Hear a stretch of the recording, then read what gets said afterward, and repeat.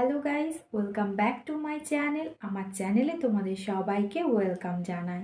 ভগবান শ্রীকৃষ্ণ গীতায় আমাদের সাংসারিক জীবনের যত রকম সমস্যা এবং জটিলতা হতে পারে এবং তার থেকে আমরা কিভাবে মুক্তি পেতে পারি সেই সম্পর্কে সব রকমই সমাধান তিনি শ্রীমদ্ ভগবদ্ গীতায় লিখে রেখেছেন বা বলে দিয়েছেন।